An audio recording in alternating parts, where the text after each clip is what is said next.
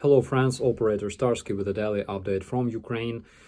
As you probably know, yesterday Russians launched more than 100 Iranian-built kamikaze drones targeting civilian infrastructure as usual, and majority of those drones were intercepted by the Ukrainian anti-air defense, and obviously being highly dissatisfied with the result of this strike, they launched a missile strike yesterday in the afternoon.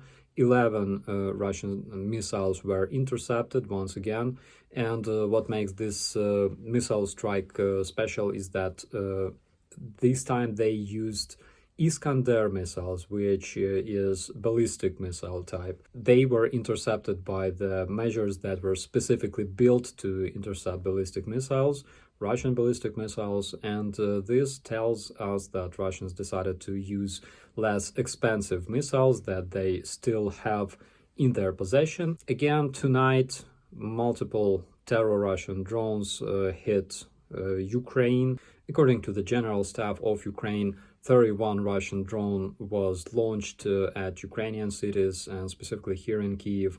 29 of them were shot down by the mobile groups, including the mobile group of my brigade.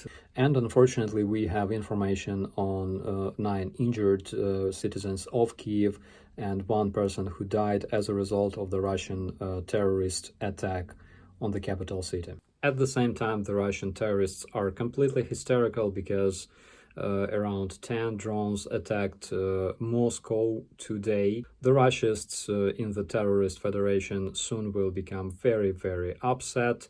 And there are other ways to make them upset other than eliminating their soldiers here on the Ukrainian soil, because nobody cares about the Russian soldiers except for Ukrainian prison guards and doctors. What is the origin of the drones that attacked Moscow? We have 2 theories. Theory number 1 is that those Iranian-made drones used by the Russian terrorists probably got tired of killing Ukrainian children. That's why they decided to return to their owners. And theory number 2, and I personally believe in this theory very, very much, is Annie Lorak, Ukrainian singer that spends all of her time making concerts in Russia, and probably she secretly supports Ukrainian soldiers, Ukrainian armed forces. We had a report from different units of the armed forces of Ukraine that she sent them a lot of money that she earned during her concerts in Moscow and across Russia. And apparently one of the drones that were shot down by the Russian air defense near Moscow, it's not confirmed, but apparently it had Annie Lorak's insignia on its wing. Probably she forgot to remove it before launching. So we can see that this amazing heroic singer continues supporting Ukrainian soldiers and Ukrainian cause.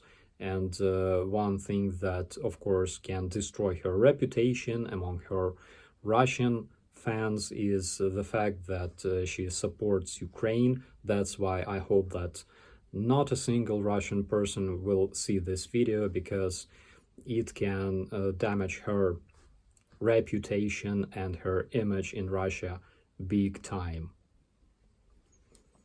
Pavel Gubarev, the leader of the Donetsk terrorists, in one of his recent interviews confessed that the male population in the Donetsk territories that are being occupied by the Russian terrorists almost completely depleted. За 8 лет в Донецке не произошло никаких тенденций положительных. Сейчас там вообще отсутствует такая категория, как взрослый мужчина, там в возрасте там от 25 до 55 лет. Их продолжают стачивать в бессмысленных лобовых мясных так называемых штурмах. Это все очень печально, очень плохо, и, к сожалению, ситуация не меняется. Doesn't look like a Western propaganda to me, because this is Pavel Gubarev himself, leader of the so-called people of Donbass, people that remain at the occupied territory of Ukraine. And probably he already realized that very, very soon all the Russia-occupied territories of Ukraine will be reintegrated back into the Ukrainian state within the internationally recognized borders, and Russian citizens will face a lot of responsibility for all of their actions, for all this terror caused by the Russian terrorists in Ukraine, and specifically for the genocide against Ukrainian people, including the people of Donbass that were slaughtered by the Russian army. And personally, I think that there is nothing more beautiful in this world than the world without Russianism. My name is Operator Starsky. As always, be safe.